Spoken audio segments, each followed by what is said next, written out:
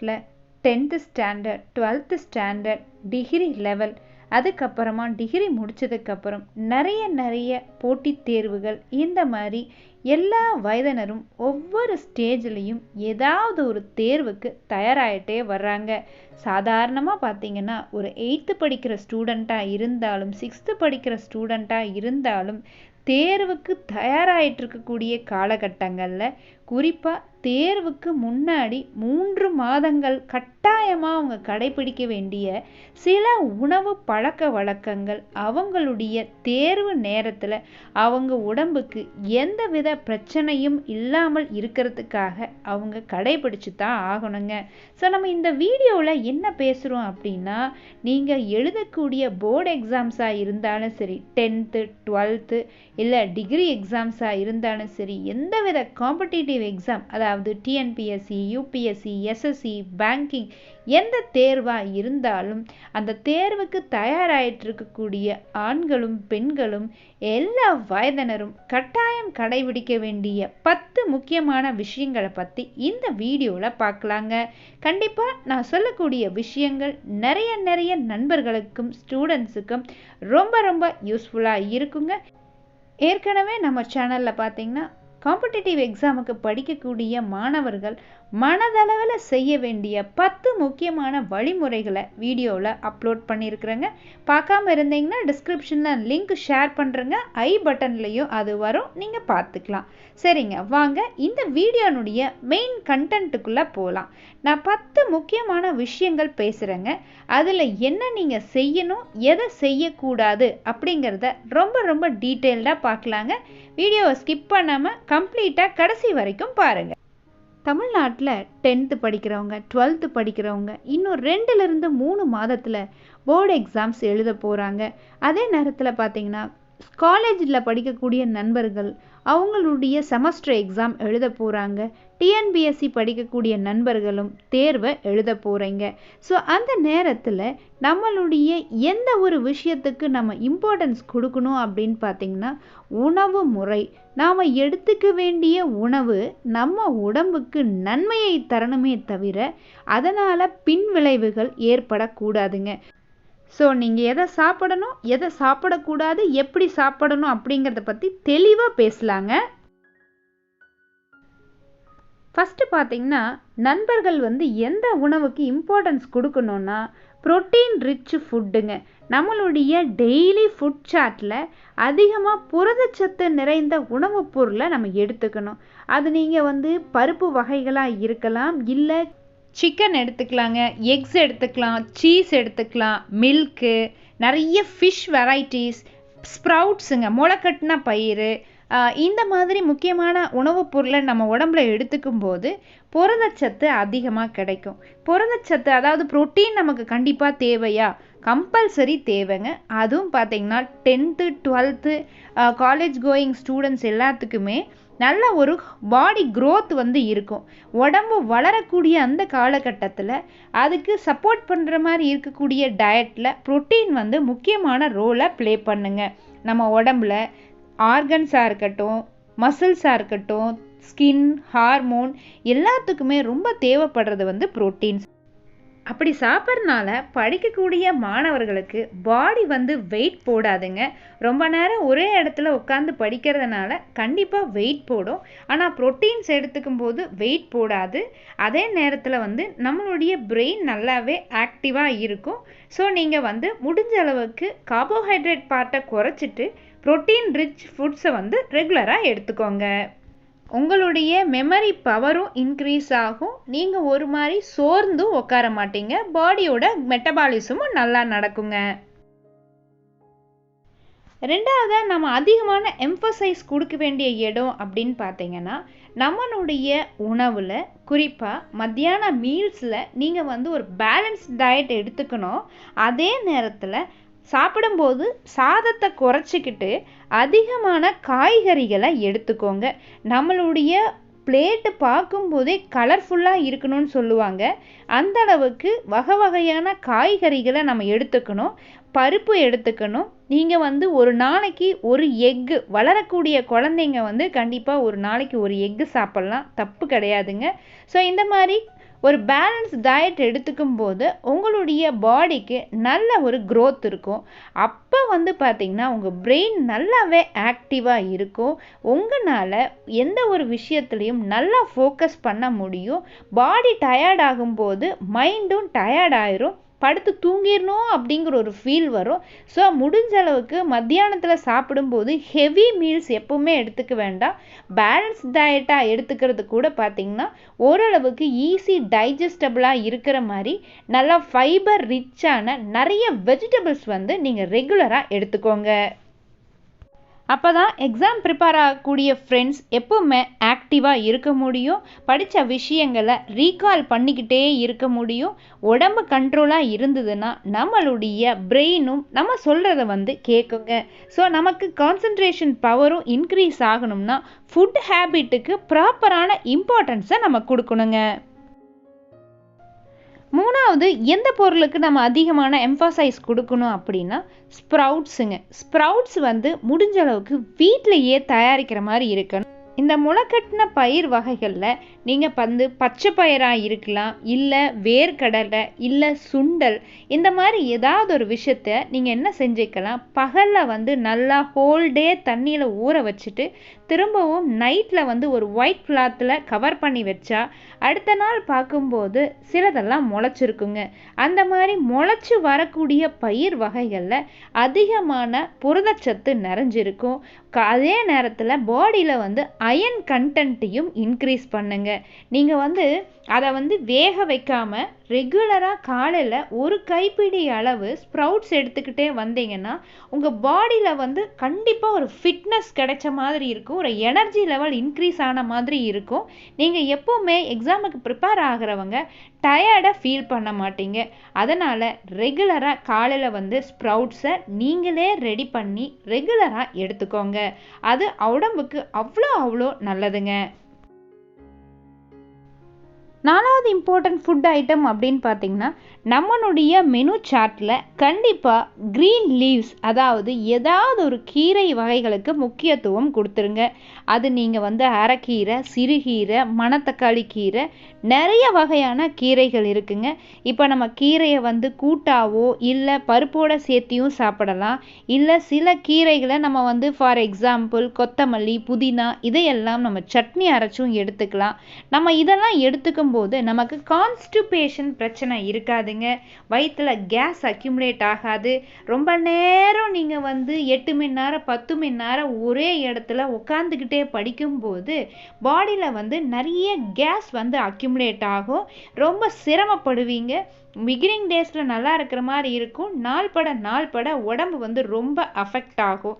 So இந்த மாதிரி வந்து கீரை வகைகளை நம்ம வந்து வாரத்தில் ஒரு 3 நாளாவது எடுத்துக்கிட்டோம்னா நமக்கு வந்து பார்த்திங்கன்னா கான்ஸ்டிபேஷன் பிரச்சனை இல்லாமல் நமக்கு வயிறு வந்து கம்ப்ளீட்டாக ஃப்ரீயாக இருக்கிற மாதிரி இருக்கும். கீரை வகையில் ரொம்ப முக்கியமான மினரல்ஸும் விட்டமின்ஸும் நிறைஞ்சிருக்கிறதுனால நம்ம வந்து சின்ன குழந்தைங்க தான் கீரையை எடுத்துக்கணும்னு கிடையாதுங்க. ஸோ படிக்கிற மாணவர்கள் கண்டிப்பாக அவங்களுடைய உணவுக்கு இம்பார்ட்டன்ஸ் கொடுக்கணும். ஸோ ஏதாவது ஒரு கீரை வகை உங்களுக்கு என்ன பிடிக்குமோ, அது முருங்கைக்கீரையாக கூட இருக்கலாம். முருங்கைக்கீரை பொரியலாவோ இல்லை சூப்பாவோ எதையாவது ஒன்று சாப்பிடுங்க. ஆனால் உடம்புக்கு தேவையான சத்துக்களை கண்டிப்பாக நீங்கள் எடுத்துக்கிட்டே இருக்கணும். படிக்கும்போது கண்டிப்பாக நிறைய எனர்ஜி வந்து லாஸ் ஆகும். அந்த எனர்ஜியை லாஸ் பண்ணாமல் நம்ம ரீப்ளேஸ் பண்ணிக்கிட்டே இருக்கணும். பிரெயின் எப்பவுமே டயர்ட் ஆகாமல் நம்ம பார்த்துக்கணும். நம்ம உடம்புக்கு புரோட்டீன், கார்போஹைட்ரேட் அதெல்லாம் போக கண்டிப்பாக எல்லாத்துக்குமே வந்து கொலஸ்ட்ரால் தேவைப்படும். அதுவும் பார்த்திங்கன்னா குட் ஃபேட் வந்து ரொம்ப தேவைங்க. படிக்கக்கூடிய மாணவர்களுக்கு வந்து குட் ஃபேட் இதில் அதிகமாக இருக்கும் அப்படின்னா, அதாவதுங்க நம்ம எடுத்துக்கக்கூடிய நட்ஸ் வெரைட்டிஸு, அதில் நீங்கள் வந்து வால்நட்டாக இருக்கலாம், பாதாம், பிஸ்தா, ஆல்மண்ட்ஸ் எதுவாக இருந்தாலும் அந்த நட்ஸ் வெரைட்டிஸில் பார்த்திங்கன்னா உடம்புக்கு தேவையான குட் ஃபேட் கண்டென்ட் அதிகமாக இருக்குங்க. இப்போ நீங்கள் வந்து பாதாம் பருப்பு இருக்குது அப்படின்னா அதை நீங்கள் ரெகுலராக எடுத்துக்கிறதுக்கு தண்ணியில் ஊற வச்சுருங்க. ஊற வச்சதுக்கப்புறம் அந்த தோல் பகுதியை நீக்கிட்டு முழுசாக இருக்கக்கூடிய பாதாமை நீங்கள் ஒரு 5 பீஸோ 6 பீஸோ ரெகுலராக எடுத்துக்கோங்க. அதே மாதிரி பார்த்தீங்கன்னா ட்ரை கிரேப்ஸ் உலர் திராட்சையை நீங்கள் தண்ணியில் ஊற வச்சு சாப்பிடலாம், இல்லை அப்படியேவும் சாப்பிடலாம். பிஸ்கட் சாக்லேட் அப்படின்னு சொல்லி நீங்கள் வாங்கி சாப்பிட்றதுக்கு பதிலாக டெய்லியும் நமக்கு தேவையான அளவு ஒரு கைப்பிடி அளவுக்கு இந்த நட்ஸு நம்ம எடுத்துக்கிட்டோம்னா நமக்கு தேவையான அமினோ ஆசிட் அர்ஜினினும் கிடச்சிரும், ஃபைபரும் கிடச்சிரும், குட் ஃபேட்ஸும் கிடச்சிரும். குட் ஃபேட்ஸ் கிடைக்கும்போது நமக்கு ஹார்ட்டில் ப்ராப்ளம் வர்றது குறைக்கப்படும், டயபெட்டிக் சுகர் வர்றதும் குறைக்கப்படுதுங்க. அது போக விட்டமின் B6, நியாசின், காப்பர் இந்த மாதிரி நிறைய விஷயங்கள் இருக்கிறதுனால ரெகுலராக நீங்கள் ஒரு கைப்பிடி அளவுக்கு நட்ஸை நீங்கள் எடுத்துக்கலாம். யாருக்கு என்ன நட்ஸ் பிடிக்குமோ அதை முடிஞ்ச அளவுக்கு எடுத்துக்கோங்க ஃப்ரெண்ட்ஸ். அடுத்தது பார்த்தீங்கன்னா சில உணவுப் பொருள் நம்ம சாப்பிடும்போது குறைவான அளவு சாப்பிட்டா கூட நிறைய எனர்ஜி கிடைக்கிற மாதிரி இருக்கும். அதனால் நமக்கு உடம்புக்கு பிரச்சனையே இருக்காது. எந்த உணவுப் பொருள் அப்படின்னு பார்த்தீங்கன்னா மில்லட்ஸுங்க, அதாவது சிறுதானிய பொருள் அப்படின்னு சொல்கிறோம். சிறுதானியங்களில் கம்பு, சோளம், ராகி இதெல்லாம் ஆதி காலத்தில் மனிதர்கள் நிறைய பேர் எடுத்துக்கிட்டாங்க. நீங்கள் கேள்விப்பட்டிருக்கலாம், உங்கள் பாட்டி தாத்தா இவங்கெல்லாம் பார்த்தீங்கன்னா ரொம்ப நாள் நீண்ட ஆயுளோடு இருந்ததுக்கு காரணம் அவங்க எடுத்துக்கிட்ட அந்த சிறுதானிய உணவு பொருள் தாங்க. ராகியில் களி செஞ்சு சாப்பிடுவாங்க, கம்மங்கூழ் சாப்பிடுவாங்க, ராகி கூழ் சாப்பிடுவாங்க. ஸோ அது மாதிரி சாப்பிடும்போது நமக்கு பார்த்தீங்கன்னா பாடியில் சுகர் லெவலும் அவ்வளோவா இன்க்ரீஸ் ஆகாது. அதே நேரத்தில் நல்ல மினரல்ஸ், விட்டமின்ஸ் எல்லாமே கிடைக்கிறதுனால நல்ல எனர்ஜெட்டிக்காக நிறைய நேரம் வேலை செய்ய முடியும். இங்கே நம்ம பார்த்தீங்கன்னா இந்த மாதிரி சிறுதானிய உணவுகளை தோசையாவோ எடுத்துக்கலாம், இல்லை கூழ் வெரைட்டியாக எடுத்துக்கலாம். ஏதாவது ஒரு வெரைட்டியாக நீங்கள் டெய்லியும் உங்கள் ஃபுட்டில் இந்த சிறுதானியங்களை எடுத்துக்க பாருங்கள். இப்போல்லாம் பார்த்தீங்கன்னா சாமை, தினை, கம்பு இதெல்லாமே பேக்கெட்லேயே கடைகளில் கிடைக்குது. ஈஸி டு குக் மாதிரியும் வச்சுருக்காங்க. ஸோ நீங்கள் உங்கள் பேரண்ட்ஸ் கிட்ட சொல்லி நிறைய மில்லட்ஸ் பேஸ்டு ஃபுட் ஐட்டமை ரெகுலராக குக் பண்ணி கொடுக்க சொல்லுங்கள். நமக்கு பார்த்தீங்கன்னா நம்ம நிறைய நேரம் உட்காந்து படிக்கணும், படித்த விஷயங்கள் மறந்து போகாமல் இருக்கணும். அதுக்கு தேவையான உணவுப் பொருளாக இந்த மில்லட்ஸை நம்ம எடுத்துக்கலாங்க. நீங்கள் இப்போ கிடைக்கக்கூடிய கேக்கு, பிஸ்கட் இந்த மாதிரி ஸ்நாக்ஸ் ஐட்டம்ஸ் எல்லாம் தவிர்த்துட்டு நீங்கள் என்ன செஞ்சுக்கலாம், மில்லட்ஸில் ஏதாவது ஸ்நாக்ஸ் ஐட்டத்தை வீட்லேயே செஞ்சு கொடுக்க சொல்லியும் சாப்பிடலாம். ஸோ நமக்கு நல்ல எனர்ஜியும் கிடைக்கும், நாமளும் ரொம்ப ரொம்ப ஹெல்த்தியாக இருப்போங்க. அடுத்ததாக இந்த எக்ஸாமுக்கு ப்ரிப்பேர் ஆகக்கூடிய நண்பர்கள் கண்டிப்பாக அவாய்ட் பண்ண வேண்டிய ஃபுட் ஐட்டம்ஸ் சிலது பேசலாங்க. அதில் குறிப்பாக பார்த்தீங்கன்னா இன்றைக்கி பாக்கெட்டில் அடைச்சி விற்கக்கூடிய ஆயிலில் ஃப்ரை பண்ணி எடுக்கக்கூடிய ஸ்நாக்ஸ் ஐட்டத்தை தயவு செஞ்சு தவிர்த்துருங்க. அது சிப்ஸாக இருக்கட்டும், முறுக்காக இருக்கட்டும், என்னவா இருந்தாலும் சரி, ஆயிலில் ஃப்ரை பண்ணுறது ரொம்ப நாள் கெட்டு போகாமல் இருக்கிறதுக்காக ஆட் பண்ணக்கூடிய ப்ரிசர்வேட்டிவ்ஸ் போக பேக்கெட்டில் அடைச்சி விற்கிறது நம்மளுடைய உடம்புக்கு நல்லது கிடையாது. நீங்கள் ஆயில் ஐட்டம்ஸ் நிறைய எடுத்துக்கும் போது உங்களுக்கு வயிறு ஒரு மந்தமான நிலைமையில் இருக்கும். அந்த மந்தமான நிலைமையில் இருக்கும்போது படிக்கிறதுக்கு ஒரு மனநிலை சரியாகவே வராது. கடையில் இருக்கக்கூடிய பஜ்ஜி, போண்டா, வடை தயவு செஞ்சு இதெல்லாம் வாங்கி சாப்பிடாதீங்க.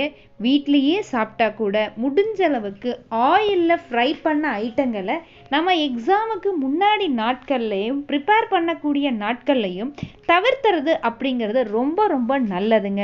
அதுக்கு பதிலாக நம்ம ஹெல்தியான ஃப்ரூட்ஸ் நிறையா எடுத்துக்கலாம், சுண்டல் எடுத்துக்கலாம். நமக்கு எதுலையெல்லாம் கொஞ்சமாக சாப்பிட்டாலும் நமக்கு வயிறும் ஃபில் ஆகணும், எனர்ஜியும் கிடைக்கணும்.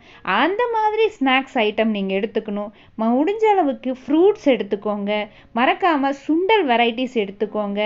பாடி எப்பவுமே ஃபிட்டாக இருக்கணும், எப்பவுமே எனர்ஜெட்டிக்காக இருக்கணும். எப்பவுமே நம்ம ரெகுலராக 8லேருந்து 10 மணி நேரம் படிக்கிறதுக்கு தேவையான எனர்ஜி எதெல்லாம் சாப்பிட்டோம்னா கிடைக்குமோ அதை பார்த்து சாப்பிடுங்க. எதெல்லாம் நமக்கு தேவையில்லையோ அந்த மாதிரி இருக்கக்கூடிய ஆயில் ஃப்ரைடு ஃபுட் ஐட்டம்ஸை அவாய்ட் பண்ணிடுங்க ஃப்ரெண்ட்ஸ். அடுத்ததுங்க 8வதாக பேசக்கூடிய ஒரு விஷயம்னு பார்த்தீங்கன்னா இன்னைக்கு நகர்ப்புறங்களில் ஸ்கூலுக்கு போகக்கூடிய சில்ட்ரன் பார்த்தீங்கன்னா காலேஜ் படிக்கிற குழந்தைங்க மாதிரி இருக்கு. அவங்களுடைய உடல் பருமன் வந்து நாளுக்கு நாள் அதிகரிச்சுட்டே போகுதுங்க. ஒபேஸ் பீப்புள் இன்னைக்கு தமிழ்நாட்டில் அதிகமாகிட்டே இருக்காங்க. ஸோ நம்ம சின்ன வயசுலேயே குழந்தைங்களுக்கு வந்து பார்த்தீங்கன்னா எந்த வகையான ஃபுட்டை கட்டாயம் நீங்கள் ஸ்டாப் பண்ணோம் அப்படின்னா, பேக்கெட்டில் அடைச்சி வச்சுருக்கக்கூடிய பாட்டிலில் அடைச்சி வச்சுருக்கக்கூடிய ஏரியேட்டட் ட்ரிங்க்ஸுங்க. அது நீங்கள் வந்து பெப்சி, கோக் இந்த மாதிரி எக்கச்சக்கமான ஏரியேட்டட் ட்ரிங்க்ஸ் இருக்குங்க. நாம் வந்து அந்த பேக்கடு ஜூஸஸை குடிக்கிறதுக்கு பதிலாக நம்ம என்ன பண்ணிக்கலாம், வீட்லேயே வந்து ஃப்ரெஷ் ஜூஸஸை ப்ரிப்பேர் பண்ணி குடிக்கலாம். அப்படி இல்லாத பட்சத்தில் நம்ம அருகாமையில் இருக்கக்கூடிய ஃப்ரெஷ் ஜூஸ் ஷாப்புக்கு போயிட்டு அங்கே வந்து ஐஸ் போடாமல், சுகர் போடாமல் நமக்கு என்ன ஜூஸ் பிடிக்குமோ அதை நீங்கள் வாங்கி குடிக்கலாம். ஃப்ரெஷ் ஜூஸ் குடிக்கிறதுனால நமக்கு நல்ல ஒரு எனர்ஜி கிடைக்கும். ஆனால் இந்த ஏரியேட்டட் ட்ரிங்க்ஸில் கட்டாயமாக வந்து சாக்ரீன் ஆட் பண்ணியிருப்பாங்க, கார்பன் டை ஆக்சைடு இன்ஜெக்ட் பண்ணியிருப்பாங்க, அதில் வந்து உங்களுக்கு ப்ரிசர்வேட்டிவ்ஸ், கலர்ஸ் ஆட் பண்ணியிருப்பாங்க. இது எல்லாமே 1% கூட உடம்புக்கு கண்டிப்பாக எனர்ஜியை கொடுக்காதுங்க.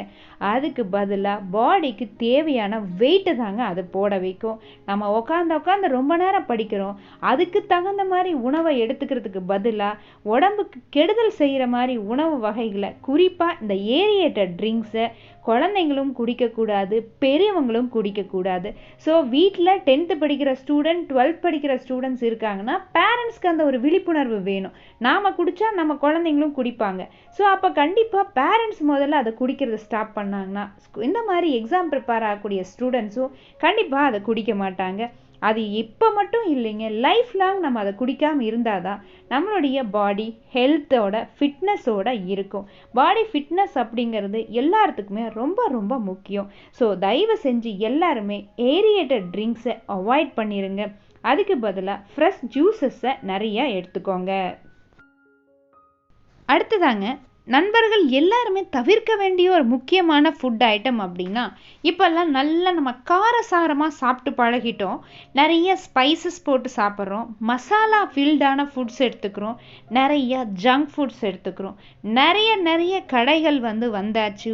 நிறைய வந்து ஆன்லைன் மூலமாக பே பண்ணி வீட்டுக்கே கொண்டு வந்து ஃபுட் ஐட்டம் டெலிவரி பண்ணக்கூடிய சர்வீஸ் நிறையா வந்தாச்சு. அதனுடைய விளைவாக பார்த்தீங்கன்னா, வீட்டில் உக்காந்துக்கிட்டே டிவி பார்த்துக்கிட்டே நம்ம என்ன பண்ணுறோம், படிக்கிறதெல்லாம் மறந்துட்டு நிறைய ஜங்க் ஃபுட்ஸை வந்து நம்ம வீட்டிலிருந்து எடுக்க ஆரம்பிச்சிட்டோம். டிவி பார்த்துட்டே நம்ம உலகத்தையே மறந்துடுச்சு. பீட்சா, பர்கர் இந்த மாதிரி ரொம்ப அதிகமான ஜங்க் ஃபுட்ஸ் எடுக்கிறது ஒன்று. அது போக பார்த்திங்கன்னா பேக்கரி ஐட்டம்ஸ் நம்ம இன்றைக்கி வந்து அதிகமாக எடுக்க ஆரம்பிச்சிட்டோம். இது எல்லாமே பார்த்திங்கன்னா குழந்தைங்களுடைய உடல் நலனுக்கு பயங்கரமான கெடுதலை உருவாக்கக்கூடியதுங்க. அது நிறைய பேரண்ட்ஸ்க்கு அதனுடைய இம்பேக்ட் என்னன்னே தெரியறதில்ல. அவங்களே வீட்டில் ஆர்டர் பண்ணி வாங்கி கொடுக்குறாங்க. ஸோ எக்ஸாமுக்கு ப்ரிப்பேர் ஆகக்கூடிய நண்பர்கள் முடிஞ்ச அளவுக்கு இது எல்லாத்தையும் அவாய்ட் பண்ணுங்க. அப்போ தான் வந்து உங்களுடைய பாடி வந்து ஆரோக்கியத்துடனும் இருக்கும். உடம்புல வயிறு பகுதியில் குறிப்பாக இன்டெஸ்டைன், ஸ்டொமக்கு, லிவர் இது எல்லாமே வந்து பார்த்திங்கன்னா இம்பேக்ட் ஆகாமல் ப்ராப்பராக அது ஃபங்க்ஷன் ஆகும். நம்ம பாடியினுடைய இன்டர்னல் ஆர்கனுடைய ஃபங்க்ஷனை டிஸ்டர்ப் பண்ணுற மாதிரி ஃபுட் ஐட்டம் எடுத்துக்கிட்டோம் அப்படின்னா அதனுடைய பின் விளைவுகளை நாம் எக்ஸாம் சமயத்தில் சந்திக்கும் போது நாம் நினைக்கிற மார்க்கை வாங்க முடியாது, எக்ஸாமுக்கு ப்ராப்பராக நம்ம போய் எழுத முடியாது. ஸோ இதெல்லாம் லாங் டேர்மாக ஒரு இம்பேக்டை கொடுத்துரும். அதனால் இவ்வளோ நாள் நீங்கள் அந்த கெட்ட பழக்கங்களை வச்சுருந்தீங்கன்னா பரவாயில்ல, இனிமேல் அதை எல்லாத்தையும் மாற்றிட்டு கம்ப்ளீட் ஃபோக்கஸாக உங்கள் எக்ஸாமினேஷன் பார்ட்டில் வச்சுக்கோங்க. அதே நேரத்தில் ஹெல்த்தையும் மெயின்டைன் பண்ணிக்கோங்க. 10ஆவதாக சொல்லக்கூடிய ரொம்ப ரொம்ப முக்கியமான ஒரு விஷயங்க. இதை இன்னைக்கு எல்லா வயதினருமே செய்யறதில்ல. எல்லாருமே இதை செய்யாதனுடைய விளைவு இன்னைக்கு நிறைய பேர் கஷ்டப்படுறாங்க. என்ன அப்படின்னு பார்த்தீங்கன்னா, நம்ம உடம்புக்கு தேவையான அளவு வாட்டர் இன்டேக்கை நம்ம எடுத்துக்கணும். பெரியவங்க அப்படின்னா அட்லீஸ்ட் 3 லிட்டர் தண்ணியாவது காலையிலேருந்து நைட்டு தூங்க போகிறதுக்குள்ள நம்ம குடிக்கணுங்க. இப்போ எக்ஸாமுக்கு ப்ரிப்பேர் ஆகக்கூடிய நண்பர்கள் ஒரே இடத்துல உட்காந்து லாங்காக ப்ரிப்பேர் பண்ணிகிட்டே இருக்கும்போது பாடியில் வந்து பார்த்திங்கன்னா நிறைய யூரிக் ஆசிட் வந்து அக்யூமுலேட் ஆகும். ஸோ அப்போ வந்து யூரின் அவுட்புட் லெவலும் ரொம்ப குறையும். அப்போ கிட்னியில் உங்களுக்கு ஸ்டோன் வர்றதுக்கான பாசிபிலிட்டிஸ் இருக்கும். அப்புறம் பிளட்ஸ் எல்லாம் பார்த்திங்கன்னா ப்ராப்பர் இன்ஃப்ளோ இல்லாமல் ரொம்ப சிரமப்படுற மாதிரி இருக்கும். நீங்கள் காலையில் தூங்கி எந்திரிச்சோன்னே எம்டி ஸ்டொமக்கில் ஒரு லூக் வார்ம் வாட்டர் அட்லீஸ்ட் ஒரு கிளாஸ் ஃபுல்லாக குடிச்சிருங்க. அதுக்கப்புறமா இன்டர்மிட்டண்டாக நிறைய தண்ணி குடிச்சிக்கிட்டே இருங்க. அப்பப்போ தாகம் எடுக்கும் போதெல்லாம் குடிச்சிக்கிட்டே இருக்கணும். நைட்டு தூங்க போகிறதுக்கு முன்னாடியும் கண்டிப்பாக கொஞ்சம் தண்ணி குடிக்கணும். இந்த ஒரு ஹேபிட்டை வச்சுக்கோங்க. எங்கே போகிறதா இருந்தாலும் வாட்டர் பாட்டிலில் தண்ணி ஃபில் பண்ணி வீட்டிலிருந்தே எடுத்துகிட்டு போங்க. ஏன்னா சென்னை மாதிரி இருக்கக்கூடிய பகுதிகளில் நிறைய நண்பர்களுக்கு பார்த்தீங்கன்னா ஜாண்டிஸ் இஷ்யூ வர ஆரம்பிக்குதுங்க. ஏன்னா அவங்க கிடைக்கிற ஹோட்டல்ல எல்லாம் போய் தண்ணி குடிக்கிறதுனால வாட்டர் அன்ஹைஜீனாக இருக்கிறதுனால நிறைய ஹெல்த் இஷ்யூஸை ஃபேஸ் பண்ணுறாங்க. ஃப்ரெண்ட்ஸ், எக்ஸாம் ப்ரிப்பேர் ஆகக்கூடிய நண்பர்கள் எதை சாப்பிட்ணும், எப்படி சாப்பிட்ணும், எதை அவாய்ட் பண்ணணும் அப்படிங்கிறது கிளியராக சொல்லியிருக்கோங்க. நீங்கள் இதெல்லாத்தையும் மனசில் வச்சுக்கோங்க.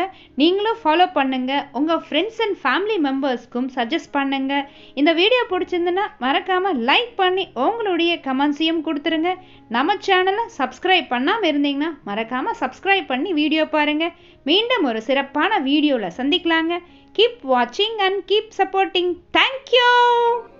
நீங்க என்னோட இன்ஸ்டாகிராம்லயோ இல்ல ஃபேஸ்புக்லயோ நீங்க என்ன ஃபாலோ பண்ணலாம். சோ உங்களுக்கு நம்ம வீடியோஸ்னுடைய அப்டேட் நம்ம அதுல போஸ்ட் பண்றோங்க. சோ இந்த மாதிரி ஒரு சிறப்பான வீடியோவோட மறுபடியும் நான் சந்திக்கிறேங்க. தேங்க்ஸ் ஃபார் வாட்சிங். See you in the next videoங்க.